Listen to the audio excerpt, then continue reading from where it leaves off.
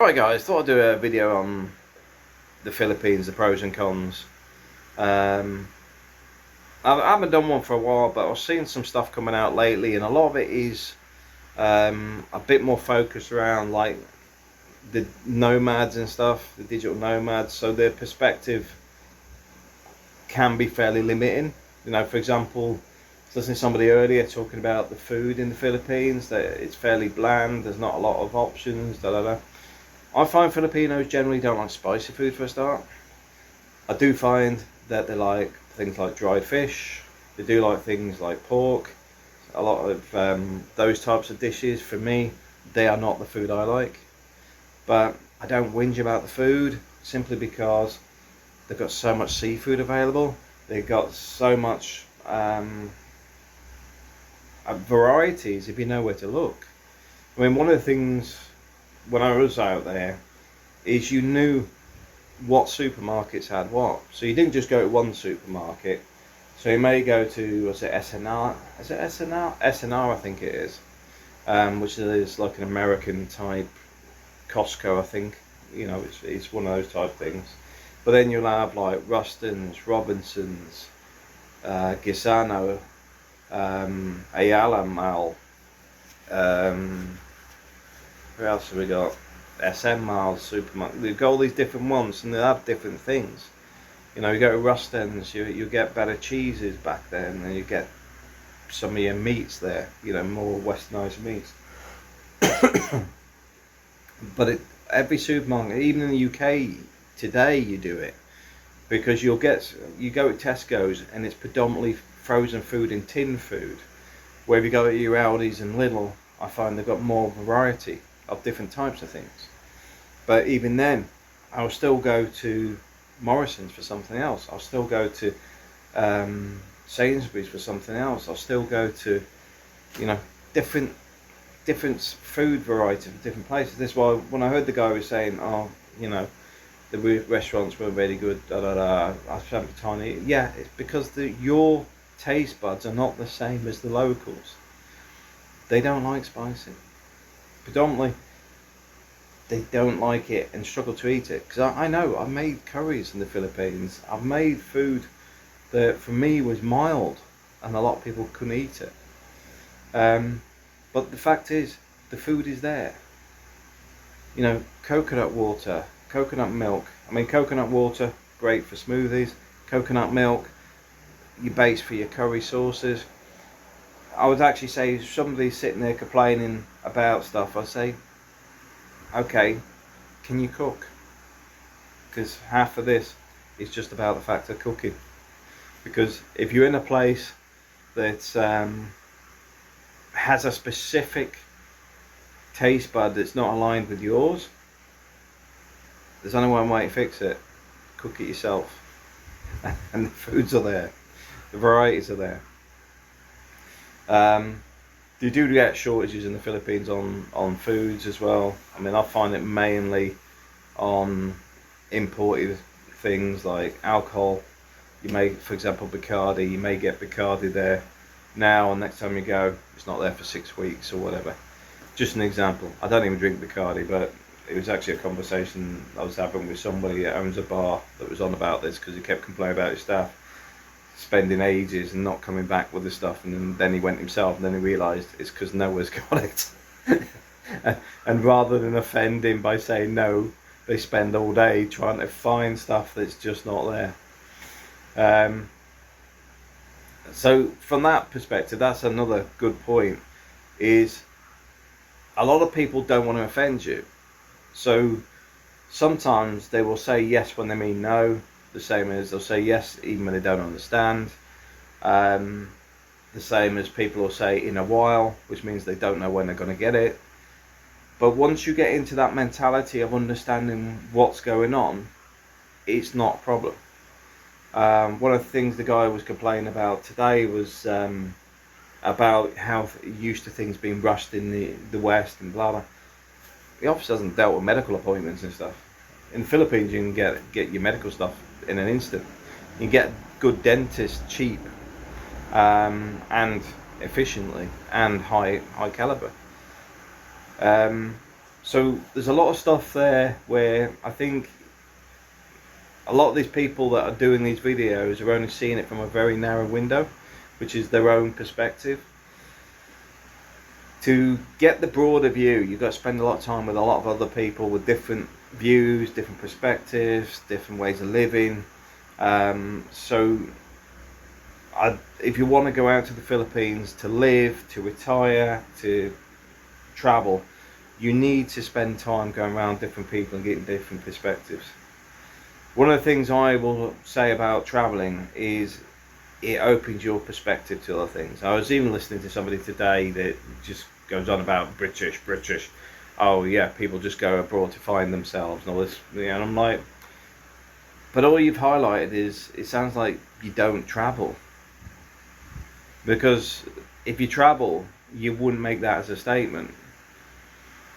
Because it's about the perspectives. Because once you can see things from other perspectives, you get a broader view of the world. Because the narratives that we often see in the West are narratives by the West, for the West. So we don't get the mentalities, the understandings, the complexities that are going on in countries. We get narrow perspectives. Whether it's pro or con biases. Go in there yourself, you open yourself up. But like I said, even with some of these digital nomads, they're not opening themselves up. They just want things to suit themselves. I eat out every day because that's what I do. So the food's rubbish here. Not taking into account that the main population now are locals, and you're not a local with the local taste buds. So yeah, you can cook yourself. Healthcare, he mentioned being cheap for being in there overnight, but at the same time I will say, if you got something that's going to linger, be long term, it racks up some bills. There is different tiers in the medical system there as well, you know, because it's from near enough free to high-end medical facilities. It's all about what you're paying. From what he was saying, oh yeah, you've got insurance, blah blah blah, because his only perception is digital nomads and somebody in their 20s. If you're there long term, you will see a lot of people in their 60s upwards that have took their second life there, or retired there, or whatever, and they often marry people that are younger. They often plan on staying there till they die. But because of the way we linger these days, thanks to technology, where people used to just fall asleep in a chair and never wake up type thing, they're now spending 2 years in the hospital on ventilators and things. So when you go out there, you know, in that sort of age group, you will struggle to get insurance. If you're lucky, you might be able to get it, but good luck on that one. If you get stuck in that illness piece, you could be building up a new life there in your 60s plus, with getting in a new relationship, getting married, getting a house with a partner, etc, etc. But in reality, if you get caught with one of these, you know, having a heart attack and never recovering, but you're stuck in hospital for 2 years, the medical bills will probably wipe out everything you've invested in the whole time you've been there. That's the reality of it. I've seen it happen so many times. Seen a lot of people that have had to reach out to other people because people ain't got enough money to deal with the medical problems, where people have run out of cash in hospitals. It's not a good place to be when you're in that situation. So don't assume you're going to clock out easily. You know, as like I said to my wife, you know, if I got to a point where I knew, I knew something was going to be long term and problematic, I'd just get a big weight and just walk out into the sea. That'd be the end of it. That's my personal choice. My wife doesn't agree with me, but I don't agree with being a burden of others. But that's a personal choice. So healthcare is a big thing you need to think about. If you're younger, make sure you got good insurance and make sure it covers you well. Here in Spain, I have Casa insurance, which covers me, I think, for 3 months overseas as well. So it means when I go back to the Philippines, I can be up to 3 months in the Philippines with full medical cover.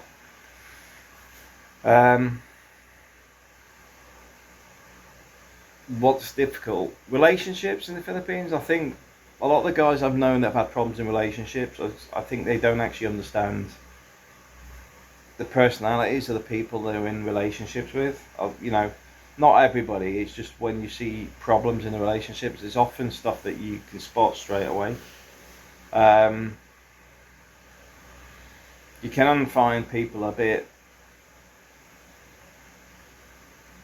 naive, maybe naive in the relationships on the expectations from the woman's perspective, because a lot of time there is a lot pushed on the traditional marriage and the values, etc. From a guy's point of view, I think a lot of the guys that do have problems are ones that are more focused on themselves, and may not value the partner on the same level. I find people most of the time that seem to get on the best value each other.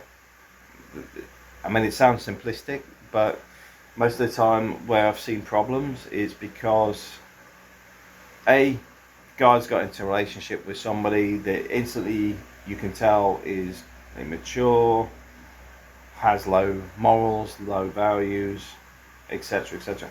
Because they're all in your face. If you're there a while, you can see it in people straight away. Because these are things that are often from the communities they're in. It's not just them, it's the communities they're in. A good example of this is when people steal from you. You will get people that think it's your fault that you are so easy to steal from, but you can afford it because you're a foreigner, so you're obviously the problem. It's not them being the thief. And when you point them out as a thief and whatever, they really don't like it. They're like little kids, you know, and this is where you can get people get hurt, because if you shame them in front of their own communities and stuff for being a thief and whatever, they really don't like that. So there is some peculiar things that go on, but at the same time you've got to recognise, I would say that's not unique to the Philippines either. I think it's around the mentalities of individuals, because I've seen the same in the UK with somebody that was an absolute nightmare as a neighbour, and he tried to sell all his landlord's appliances. The landlord went to the court hearing, and the guy's shouting and swearing at the landlord, "Why are you here? What are you doing here? There's nothing to do with you." It's his stuff he was selling. He didn't like seeing the fact of somebody looking at him as the criminal that was stealing the stuff from that house. He would much rather just have it in the court where they sit there and go, it's not his fault, he had a difficult upbringing, and all the other usual crap that people come out with, rather than facing people he'd stolen from. That's the reality on there. But at the same time, once you can see through most of this stuff, life in the Philippines is fairly easy. Another thing this guy mentioned as well was everything takes longer to do. Yeah, it does. But if you notice what Filipinos do, they normally have relatives, maids, nannies, whatever, and they get them to run the errands. It's as simple as that. Oh, well, that's a bit, what do you call it, colonial or what? No, it's not colonial. It's not colonial. It's a hierarchy in society, whether you like it or not. But it's like going to work. These people work for these other people. Or if they're a family member that's not working, the person who's telling them to do it has probably got work. So they're being told to do chores. So the fact is, it's all part of a functioning society. And 9 times out of 10 they can do most things. I mean, I get stuff done where you just have to have a notarized letter. And so even from a legal perspective, I've got notaries that do stuff for me, so I don't have to attend it. And once you get into that routine, life's so much easier. You don't really need to do much. It's the same as even doing shopping. You can get other people to do your shopping for you if you want. I mean, I like going shopping because you never know what's in there. But it's the same as it all depends what standard of living you want, what quality of life you want, where you want to live, because everything's completely different. If you're living in a condo, it's, say for example in the IT park in Cebu City, you'll probably find your electric's far more expensive than I'm paying out in Miglinivia, more provincial. But at the same time, your condo is going to be expensive and small. We've got a fairly large lot, so we've got a little bit of garden space, and we've got, well, on the one lot there's three apartments on the bottom, and then there's a large apartment on the top, and then we got the store and other bits on the other lot. So there's a fair bit there, and then you have to walk out the back, and there's fields, and then there's what do they call it, coconuts growing, and we even have pineapples growing out there.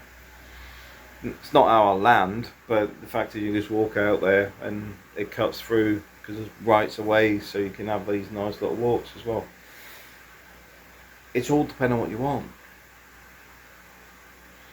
If you go further out, like between a major city and the boondocks, up in the mountains, up in the hills, down far on the coast away from the main road, you get stuff in there that's dirt cheap. But if you go a little bit further in, you get the infrastructure, you've got the medical services, you've got access to the main cities, you've got access to the bus routes, etc. Because when you get further out, there's less facilities. And then I like being right out, but I wouldn't want to live there permanently. So I mean, I've been in some places. There was a place, I think it was on Negros Island. There was a hut, it's a bamboo hut, and then there's like a seating area at the bottom, and then there's just like, it's bamboo with just mats on the floor in this little hut, which is the second layer. And that was, I think, about 60 pesos or something a night, and it's on the beach. I mean, literally, there's like a concrete base, there's buildings on top of it, and that's the water right in front of you. That was like about 60 pesos.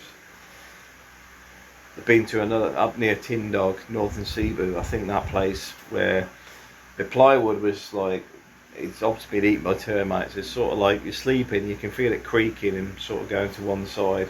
That was 20 pesos a night. So you can get stuff dirt cheap. It's all about what you want to be doing. I can live like that, or I live in my apartment on our lot with the aircon, fibre optic internet, and all the trappings of Western life, or something in between. Because the good thing there, though, I'll be perfectly honest, one of the reasons I like the Philippines is you can downscale. So for example, if you're having financial troubles, you can claw back. You can move into cheaper accommodation, you can go to electric fans and switch off the aircon, all that sort of stuff. You can downscale if you need to, and upscale if you can afford it, which also means that your quality of life can go up and down depending on what you want to do. You can move around the Philippines easy. The infrastructure for transportation is good. The ability to travel is good. I didn't feel threatened anytime I was in the Philippines. No, I was out at all times of night. Because I had the call center stuff. I would like say finish early in the morning, and then I'd go out because I knew where some of the people are, friends, because I knew security guards at different malls and stuff nearby, and um, or I'd bump into people I know outside, and we'd just go for a beer or something, or go up to the market area with for a tandoori, and just go and chill out for an hour. Because if you've been sat programming servers for the call center for the night, then worked all night as well, so it's like a double shift, and you can't sleep because you got that fog in your head. I'd just go out on the motorbike and just go and sit with the guys. In the market area, you'll get the police not saying it's too dangerous down there. They don't go down there at night. No way. I go down there, but I buy a bottle of tandoori. It's like about 65 cents or something when I was buying it. Nobody's bothering me. When you're down there, regularly, a couple of nights a week or whatever, nobody's bothering you. You're the guy that buys drinks for everybody, because obviously I'm not drinking a full bottle of bloody brandy every night. I'm just having a couple of shots and then give the rest of it away. But you meet lots of people that way. And this is what I'm saying, when people say, oh, they don't know this, can't find this. You've got to ask everybody. Different people know different things. It's the same as a lot of the problems you get with neighbours and stuff are better resolved with Filipinos talking to Filipinos, because people can get offended really easily, which is, for me, it's getting annoying in the West. I mean, I hate it in the UK with the way it's going, because people are now using it as a mechanism to get away with murder. I was going to say not literally, but they probably are now. But it is fairly cheap. And I know people say, well, Thailand's cheaper, Laos is cheaper, Cambodia's cheaper, It's like, yes, they are. One of the key things with the Philippines is nearly everybody speaks English. The bad things that can happen is earthquakes. You get some really bad tsunamis. You get some really bad flooding. Really bad poverty. Lots of ferry disasters, although I think that's actually probably not as bad now. And now I've said that, probably just jinxed a load of ferries. As long as you're careful and look after yourself and use a bit of common sense, you're probably not going to be at risk. You're reducing your risk all the time by A, being polite, bit of etiquette, being nice to people, but B, just think about the stuff you're doing. I mean, I know somebody might say, oh yeah, but you say you go down to the market. I say, yeah, I do. I don't take my wallet. I take 100 pesos. And it's very evident I've only got 100 pesos on there when I get there, because I like, oh, I've got no money in this pocket and I've got 100 here. So nobody's going to rob me for the, 35 pesos that's left. Nobody cares. Because they just go down there, sit with the guys. And these guys, you talk to them. I mean, there's 2 or 3 of the guys openly say they have assassinated people. They've done stuff they shouldn't be, And it's not them being the big I am or whatever. They're pretty serious on this stuff. But you're not a threat to them. They're not a threat to me. There's no advantage in doing something to me. Most of the problems people have are around women, upsetting people, or having something of value. If you can remove most of those issues, most of the life is easy in the Philippines. Would I still recommend going to the Philippines? Yeah. I love the Philippines. It's just that work sort of bogged me down because I have to pay for this thing. So this is getting paid for. I want to go back next year. I was going to try and go back later than this year, but it is getting a bit late. But I just want to go and cover some of this stuff, because I was out there for nearly 8 years. So it'd be good to go over and do a sort of refresher on things, but also meet up with some of my friends, because a lot of them have got a lot older. It's surprising when you've been away for a while. Um, but it'd be good to meet up with some of the guys again. I mean, a few of them ain't there anymore. They've passed on. But most of the people I know have never had a regret about life in the Philippines. A lot of people find they're more at home there than in their home countries. A lot of it is the hospitality and the friendship of the people. Most Filipinos, I find, are fairly genuine. I will get people on the channel saying, "Oh, you can't do this." Look, you get burned by somebody. I bet you if I had met the person that burned you, I could have probably told you they would have done it before it happened. Because one of the things I've learned over life is that a lot of the problems that we face are, we're often too honest. A lot of the time, a lot of the stuff is obvious and we don't want to accept it. And a lot of the time is we're too trusting early on. That's it.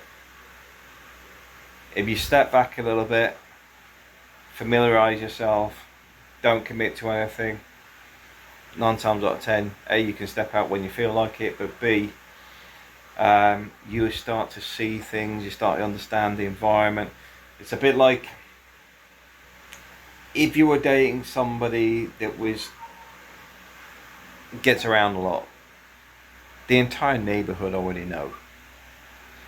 So having a beer with a couple of the guys that sit around the sari-sari, which is like the corner shop, and just asking what they think or whatever, they'll probably tell you, because they don't care. You know, they'll once you've bought them some beer or whatever, they'll tell you that. They'll be open and honest with you. And to be perfectly blunt, there's been a few women caught that way, where guys overseas in a long distance relationship have some suspicions, and then asked some other expats to go and sort of have a look into their partners, and find out different things. That they play the field. Another one was this woman had about 3 or 4 kids, but she made out they were her sister's kids and everything else, so it was nothing to do with her, but they were her kids. And there's about 4 or 5 guys that were paying for an apartment, because once she hooked somebody, she was like moved from a poverty area to a flat, but she already had the flat already, because there's 5 guys paying the rent on it. I don't mean splitting it, I mean they're all paying full rent, so she's pocketing all that cash. She obviously had 4 kids that she didn't tell them about. But a lot of the time you can see this stuff quite easily in people. You can find this stuff out not too hard. That's why when you're going into this, a bit of relationship advice, don't jump straight into a relationship. Just because someone's took a bit of interest in you doesn't mean that is the person for you. That means somebody's took an interest in you, and if you spend 20 years and nobody's been interested and this one person's took interest, why they took interest in you?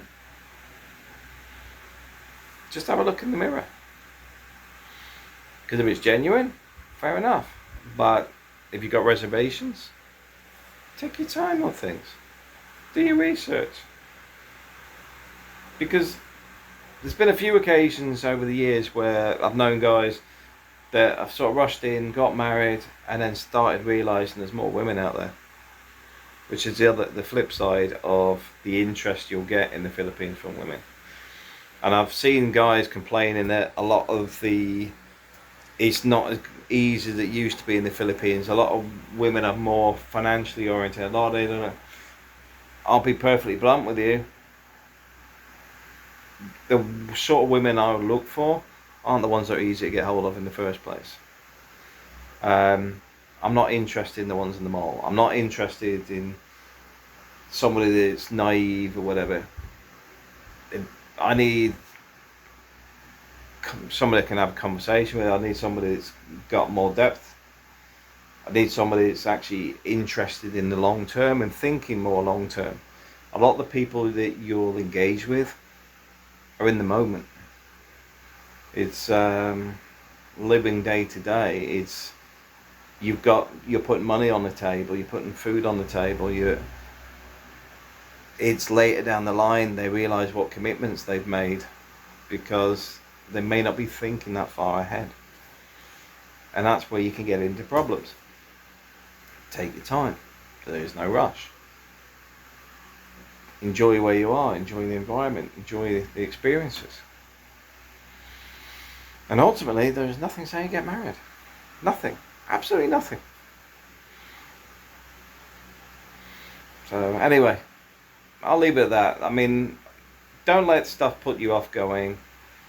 I do think it opens, I mean, for me, I think it opens your perspectives. I do think the state of the West at the minute, selling up and moving to the East and just enjoying life. I'm not being funny, if I was like, say, 65 or something, I'd maybe buy a condo, sell up everything in the West, cash it all out, so I've got enough into an investment fund, so I've got ticking money plus pension, etc. And then I'll just go and chill out, just enjoy life.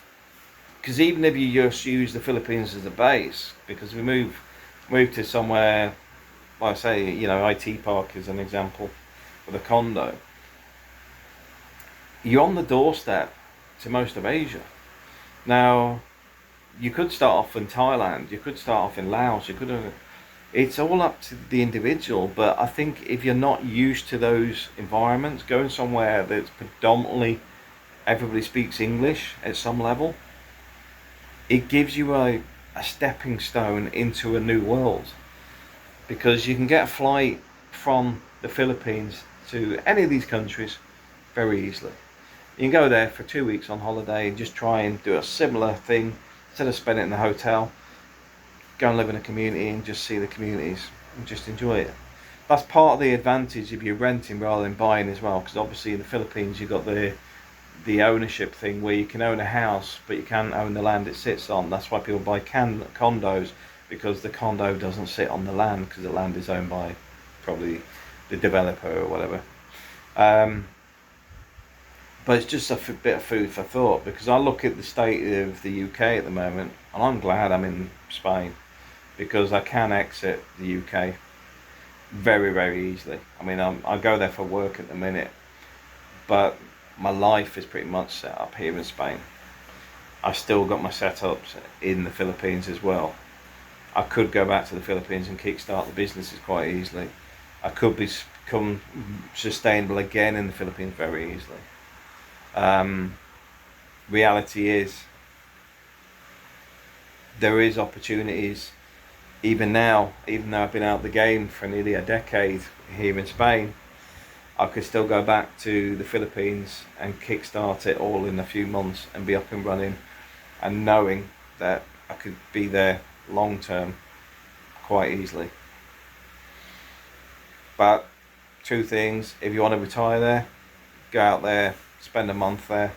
I wouldn't say spend a week or 2 weeks, because you'll be in holiday mode. Spend a month there.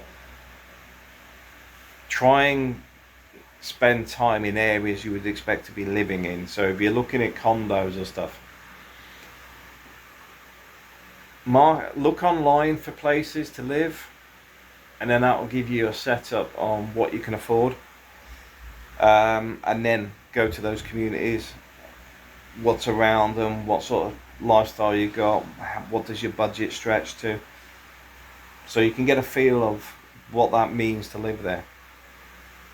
Because I said, if you're in holiday mode, it's like even here in Spain, a lot of people come here and go, oh, I'm going to move to Spain, and they'll get to a point where they've nearly run out of money, because they've spent their whole time doing the holiday mode stuff, and then they start running close on money, then think, oh, maybe I should get a job, maybe I should do something. So I do recommend, if you want to retire, go and spend a month there, get a feeling for the place, look at different areas if you can. If you're doing it over a few years, try different islands, different cities, because they are all different. You know, they're not all the same. You find it's very different in different places. Um, and you may find that you might prefer Thailand, you might prefer Laos, you might prefer other parts of Asia, or you might hate it. But you'll only know if you try. Anyway, thanks for watching.